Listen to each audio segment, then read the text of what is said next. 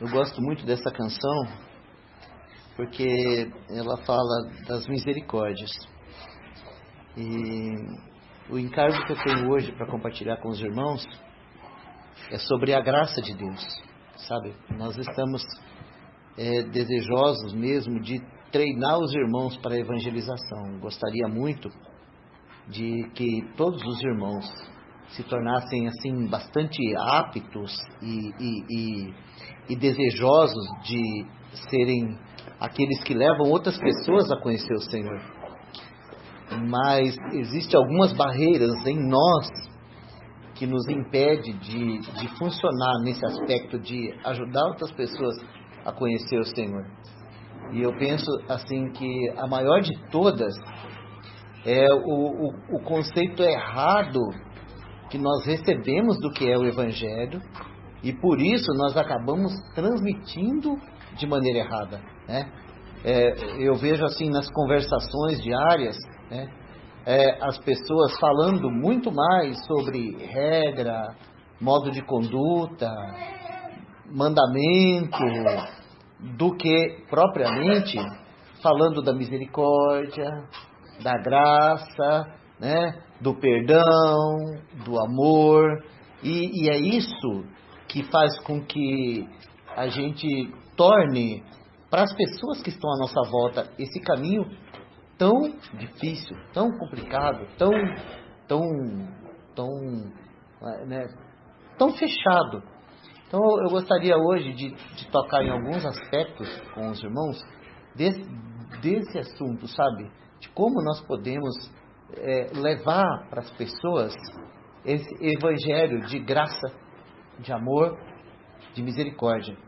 Porque de fato é isso que nós podemos levar, e é isso que vai realmente produzir no coração do pecador aquilo que a gente tanto deseja, que é a salvação, a entrega, a rendição.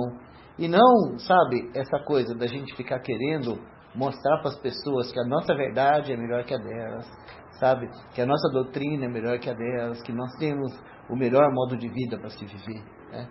Então eu penso que é por isso mesmo que o Senhor, Ele permite, sabe, que a gente passe por situações como a nossa irmã estava falando aqui no começo, né? De você ter que se ver no meio de um tiroteio, de você ter que se ver na prostituição, de você ter que se ver lá caído nas drogas, tentando se libertar e não conseguir, de você ter que se ver endividado, de você ter que se ver falido, de você ter que se ver num leito de morte, né, com uma enfermidade sem cura, de você ter que se ver louco, sabe?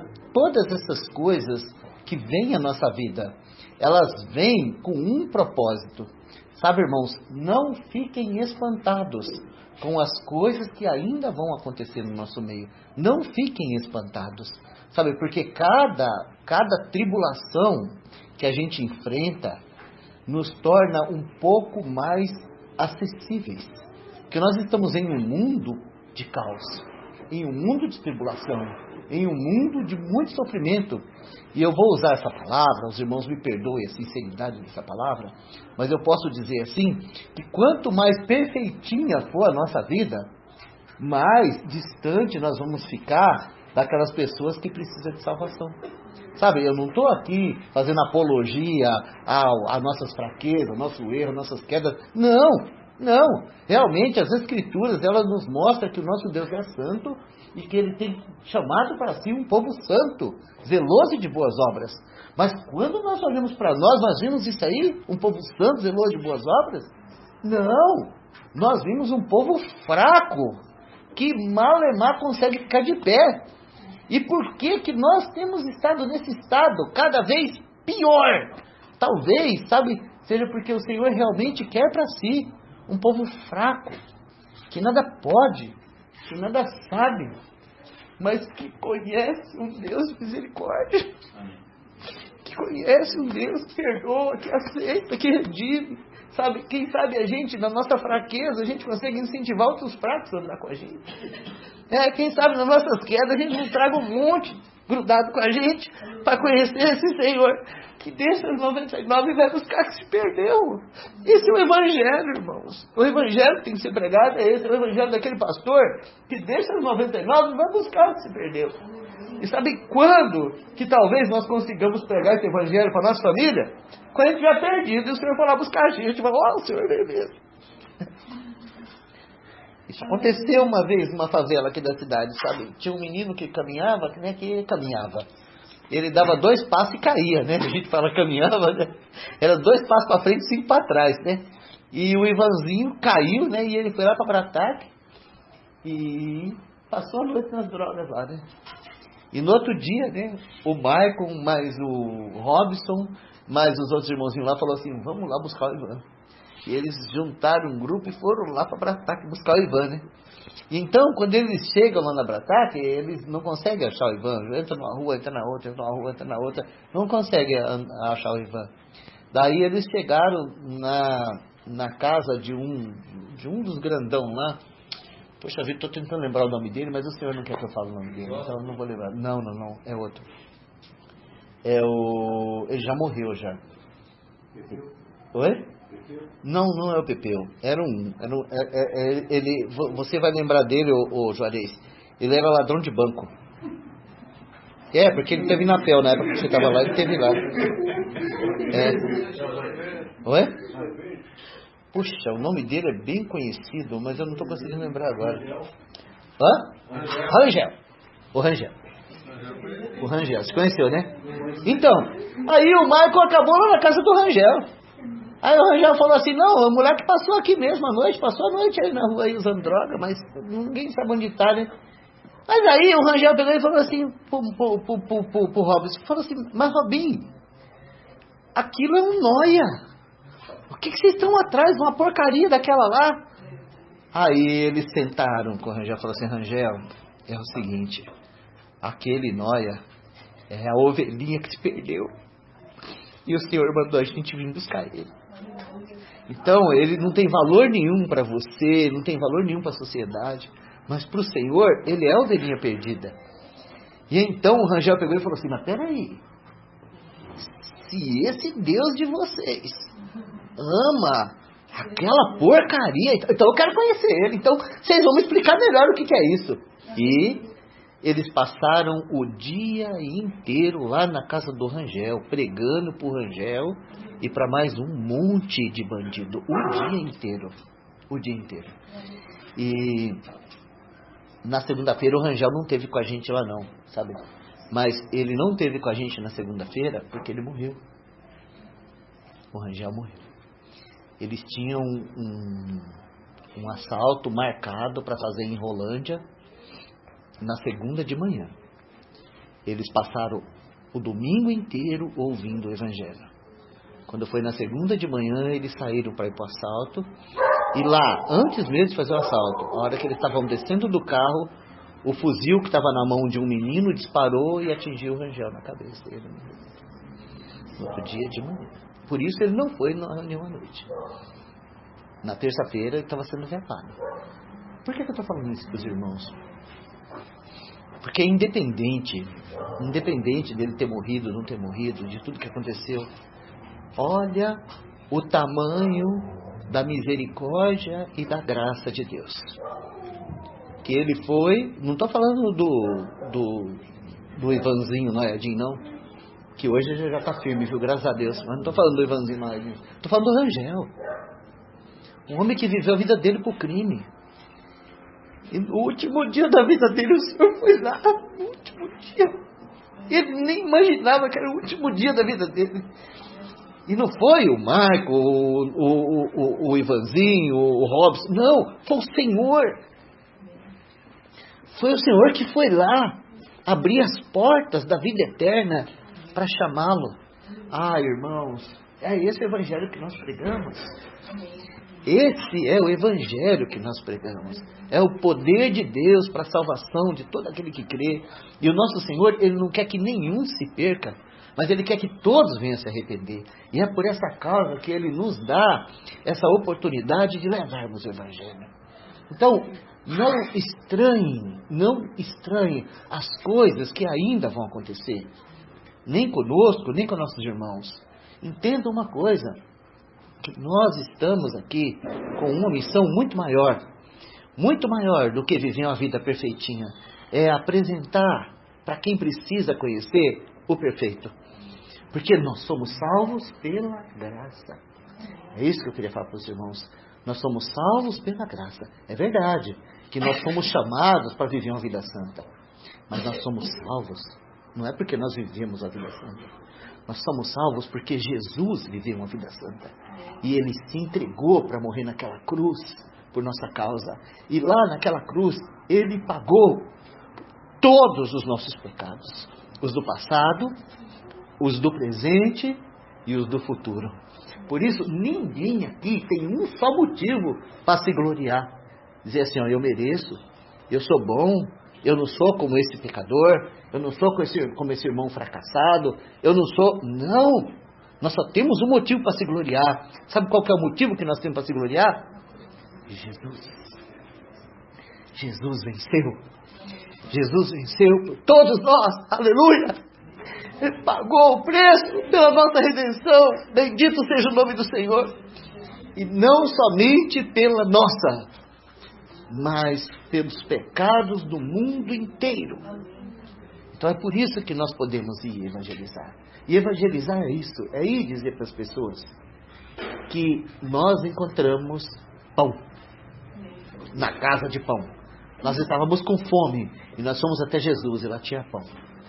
Sabe, evangelizar é nós dizemos para as pessoas assim, ó, nós estávamos no deserto, morrendo de sede, e nós encontramos um rio de água viva, e está lá disponível para todos vocês, aberto, a fonte está jorrando. Não, mas eu sou traficante, a fonte está jorrando. Não, mas eu sou condenado a 100 anos de cadeia porque eu matei 5, a fonte está jorrando. Não, mas eu não presto, a fonte está jorrando, graças ao Senhor. E é isso que nós temos que aprender a fazer, a pregar o evangelho da graça, confiando, sabe no quê? Numa única coisa. Sabe como foi criado o universo? Deixa eu ler para vocês.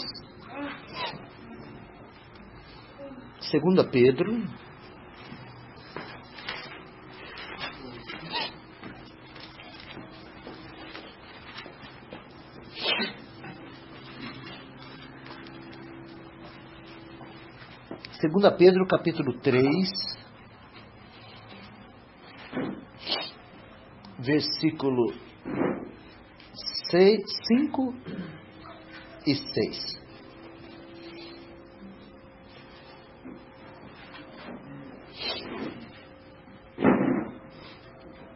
Está escrito assim, ó. Eles voluntariamente ignoram isso, que pela palavra de Deus, já desde a antiguidade, existiram os céus e a terra, que foi tirada da água e no meio da água subsiste, pelas quais coisas pereceu o mundo de então, coberto com as águas do dilúvio. Mas os céus e a terra que agora existe, pela mesma palavra, se reservam como tesouro e se guardam para o fogo, até o dia do juízo e da perdição dos homens ímpios. Eu quero destacar só uma coisa aqui. Pela palavra de Deus. Pedro, né? Ele está falando aqui da ignorância dos homens que não reconhecem a Deus, a criatura que não reconhece seu Criador e que duvida da palavra de Deus. Então ele fala assim, ó, eles ignoram isso, que pela palavra de Deus, o mundo, desde a antiguidade, foi criado. Pela palavra de Deus, que a terra foi tirada da água e no meio da água subsiste. Ou seja, toda a criação de Deus, ela existe e subsiste pela palavra de Deus. E é exatamente isso que nós precisamos confiar, no poder da palavra de Deus. Nós pregamos a palavra de Deus, e a palavra de Deus é poderosa para fazer as coisas. Não os nossos argumentos, as nossas ideias, nosso mandamento, nosso modelo de viver, não é isso. O que realmente faz nova todas as coisas é o poder da palavra de Deus. Agora, lá no Evangelho de João, no capítulo 1,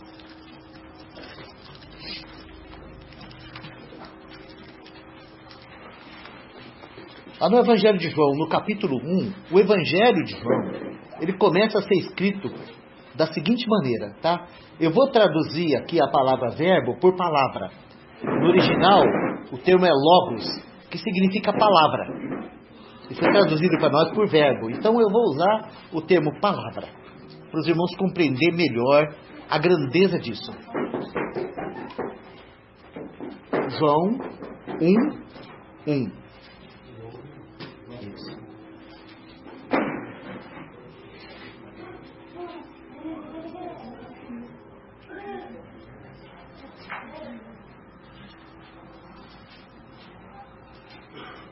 Então João, quando ele vai escrever o Evangelho, ele vai usar isso, tá? Para nós. Então ele vai dizer assim, ó. No princípio era a palavra, e a palavra estava com Deus, e a palavra era Deus. Ele estava no princípio com Deus. Todas as coisas foram feitas por Ele, e sem Ele, nada do que foi feito se fez. Nele estava a vida, e a vida era a luz dos homens. E a luz resplandece nas trevas, e as trevas não a compreenderam.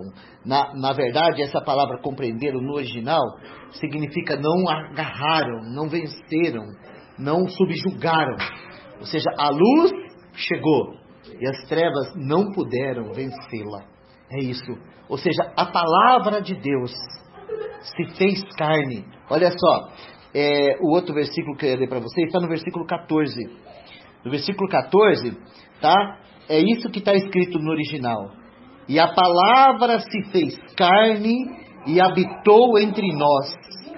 E vimos a sua glória, glória como do unigênito do Pai, cheio de graça e de verdade. Sim. A palavra encarnou. É isso. A palavra é Jesus. A palavra eterna de Deus se fez homem. E essa palavra eterna, quando ela veio a nós, ela veio como? Cheio de graça e de verdade. Então, quando nós estudamos o Evangelho de João, talvez essa seja a melhor linha para se estudar o Evangelho de João. Sabe? Graça e verdade. Por quê? Porque aqui no Evangelho de João, para explicar isso, João vai nos apresentar algumas pessoas, alguns personagens e algumas situações. E a solução para elas é graça e verdade. Porque, presta atenção aqui numa coisa, vocês não precisam ler. Eu só vou parafrasear, até por causa do tempo. Mas no capítulo 2, nós vamos encontrar um casamento. Tem lá um casamento, eles se preparam para o casamento, eles investem, eles fazem tudo para o casamento. Mas quando chega lá no ápice, no top, no 10, falta o vinho. E agora? O que vai fazer? Como? Como se vai resolver um problema desse? O que eles podiam fazer? Eles não podiam fazer nada, né? Mas graças a Deus que a palavra estava lá. Ou seja, a mesma palavra que criou o universo estava lá. Então por que aquela água é transformada em vinho? Por causa da palavra. O Senhor falou assim, enche de água essas talhas. Os homens foram lá e obedeceram a palavra. Só isso, eles foram lá e obedeceram a palavra. Falaram assim, o Senhor mandou encher d'água. Vamos encher d'água. Pronto, está resolvido o problema. Porque a palavra estava lá. Então aquela mesma palavra que criou o universo, resolveu o problema da festa. Então, a gente caminha um pouquinho mais, a gente chega, né, no capítulo 4, a gente vai encontrar uma mulher. Pensa num problema de mulher. Pensa numa situação de mulher. Né? E a coitadinha, né, ela estava tentando achar, como a gente falou aqui, ela estava tentando achar a solução. Na verdade, ela estava procurando Deus, mas ela não achava Deus, ela estava procurando se preencher, satisfazer, ser feliz. Porque quando a gente vê, sabe, irmãos, nós precisamos de Jesus. Porque quando a gente vê uma pessoa enfiada numa lata de crack, por exemplo, ali, fumando um atrás do outro, a gente tem que entender que aquela pessoa, ela está procurando satisfazer. Ela está procurando um sentido para a vida. Quando a gente vê uma pessoa na prostituição, sabe, a gente corta a volta, nós somos crentes, né? Misericórdia, o diabo está lá. Não é o diabo, é uma pessoa querendo satisfazer. Ela está ali querendo achar o meio de ser feliz, sabe? Eu já tentei fazer isso, nunca consegui, sabe? Mas eu já pensei em chegar, que às vezes eu vou pregar de noite, saio andando, pego ônibus e tal. E às vezes eu encontro as mulheres assim, fazendo ponto. Eu já pensei em chegar e sentar do lado da mulher daquela. Falar assim, olha, o príncipe encantado não vai vir. Porque não é verdade, mesmo lá, buscando lá o dinheirinho para comprar o leite do outro dia, ou a droga, né, para satisfazer o seu desejo. Na verdade, aquela mulher, quando ela sai para ir para lá, ela sai sonhando que ela vai encontrar um milionário que vai tratar ela com respeito, com dignidade, e vai se apaixonar por ela, e vai casar com ela, vai fazer dela a mulher mais feliz do mundo. Não é verdade, elas estão procurando isso aí. É isso, ninguém está lá porque gosta de fazer aquilo e só pensa. Não, existe dentro do ser humano um anelo, um desejo de ser feliz, de encontrar aquela pessoa que vai preencher, que vai alegrar, que vai suprir, que vai nutrir, que vai prover. Mas essa pessoa é o Senhor Jesus. Essa pessoa não existe, um só homem aqui na terra que pode fazer isso. Então quando o Senhor encontra aquela mulher lá, o Senhor fala assim, ó, se você beber da água que eu tenho para te dar, nunca mais terá sede. E no momento em que ela bebeu daquela água, ela saiu, deixou a vasilha e foi pregar o evangelho. E sabe por quê que o Senhor pegou aquela mulher lá no poço? Porque aquela era a mulher mais baixa que tinha em Samaria. Então quando ela entra na cidade, que ela prega o evangelho, ela traz toda a cidade. Porque ela era mais baixa. Se o Senhor pegasse um sacerdote de qualquer religião lá, ele não fazia o trabalho daquela mulher. Porque ela estava rastejando. Todo mundo sabia que aquela mulher não prestava.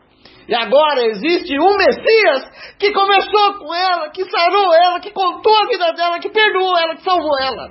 É isso. Isso é o Evangelho da graça. O Evangelho da graça é para o miserável. É para o falido. É para o paralítico. É para o morto. Bendito seja o Senhor. Louvado seja o Senhor. Quão grande é esse Senhor. Quão grande é esse Senhor. Sabe, esse amor não pode encontrar barreiras. E o nosso legalismo coloca barreiras. A nossa religiosidade coloca barreiras. Sabe, até a nossa maneira de vestir coloca barreiras para o pecador. Se Deus quer fazer daquele pecador lá um Agostinho, bendito seja o Senhor. Mas se o Senhor quiser só pegar um ladrão da cruz lá e colocar no paraíso, quem é você? Para dizer que o Senhor não pode fazer isso? É? Qual eram as qualificações daquele bandido que falou assim, Senhor, lembra de mim? Louvado seja o Senhor. Louvado seja o Senhor. Que foi lá buscar aquele bandido. Quantas obras ele fez? Inaugurou o paraíso. Que maravilha. Que maravilha. Sabe, irmãos, sabe por que isso? Porque é graça. E a graça, ela só pode ser experimentada de modo verdadeiro quando a gente chega no nosso fim. E eu penso que é por isso que nós estamos ladeira abaixo. O Senhor graciosamente tem arrancado as nossas estruturas e deixado a gente descer. Sabe, não é porque Ele quer um povo todo estrupiado, não. É porque Ele quer que nós reconheçamos o que é a graça. Para que a gente possa apresentar para as pessoas a graça. Sabe, eu lembro da história de um irmão no Rio de Janeiro, que ele era considerado um grande pastor. Ele era um pastor de elite, o tal pastor, sabe? E aí sabe o que aconteceu com ele, assim, quando ele estava lá no ápice do ministério dele? O filho, caçula, caiu nas drogas. E aí, né, a cúpula religiosa se reuniu com ele, né? E falou assim, ó, tem sido um escândalo para nós a situação do seu filho. Você tem que dar um jeito. Faz o seguinte, manda ele embora para casa de um parente, manda ele para o México, manda ele para bem longe, porque, sabe, quando as pessoas souberem que o filho do pastor está nas drogas, vai ser um escândalo para nós. Então, você tem que dar um jeito nesse menino para a gente poder continuar aqui e tal. Então, naquela noite, aquele pastor entregou o cargo. Ele falou assim, eu não vou fazer isso com meu filho. Eu não consigo entender o que está acontecendo com meu filho, mas eu não vou fazer isso. Eu entrego o cargo. Vocês podem fazer o que vocês quiserem, coloca outro pastor no meu lugar. Agora eu não sou mais pastor. A partir de agora eu sou o pai do drogado. E ele foi embora para casa. E quando o filho saía para usar droga, ele saía com o filho. Para onde o filho ia, ele estava junto. Para onde o filho ia, ele estava junto. Foram anos atrás desse filho. sabe? Mas sabe o que aconteceu? Quando o Senhor salvou o menino, havia uma igreja enorme de prostitutas, traficantes e drogados para aquele irmão pastorear.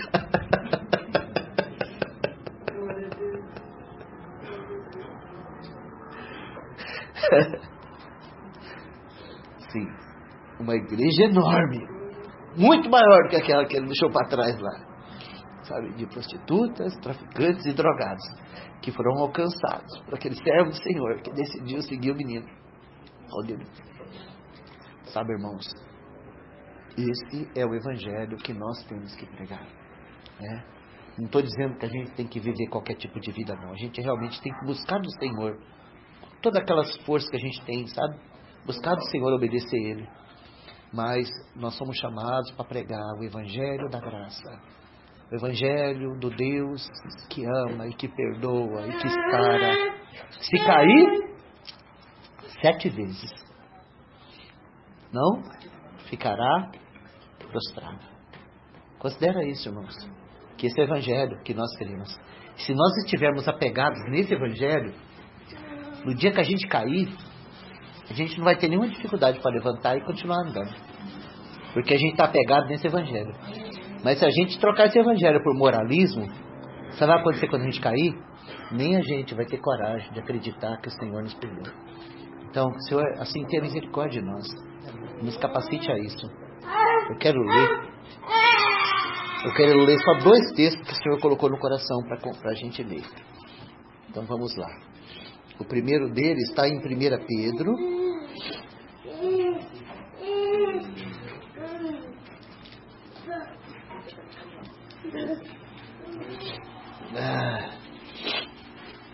Deixa eu ver se é 1 Pedro mesmo. Só um minutinho, irmãos.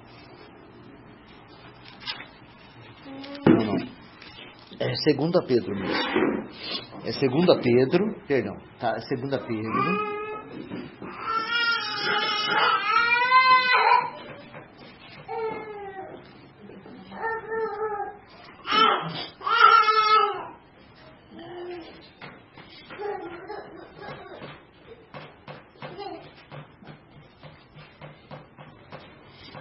Versículo 18. É capítulo 3, versículo 18.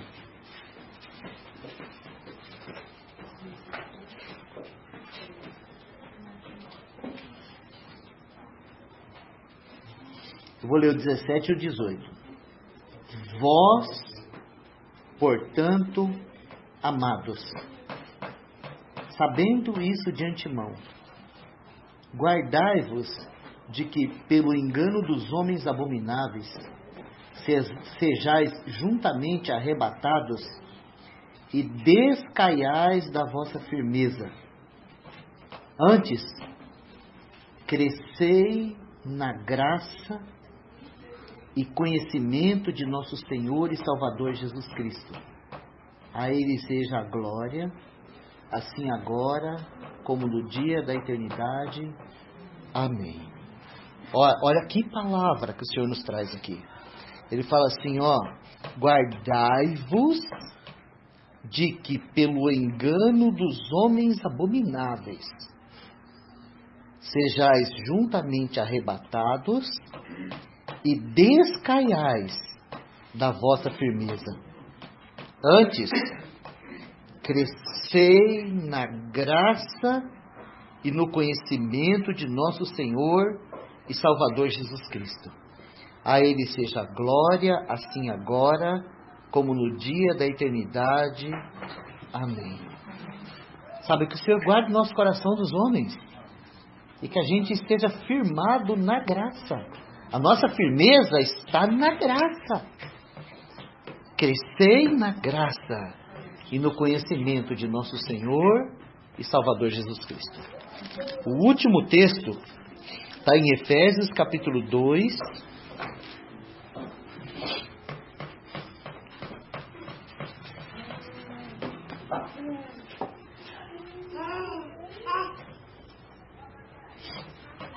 Efésios capítulo 2, versículo 8.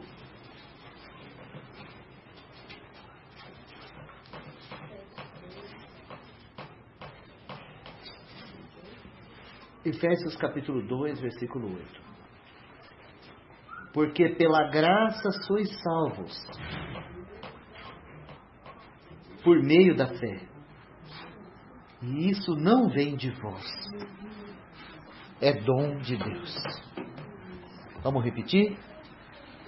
Porque pela graça sois salvos, por meio da fé. E isso não vem de vós. É dom de Deus. Sabe, o dom é um presente. Deus nos deu o seu Filho, Jesus.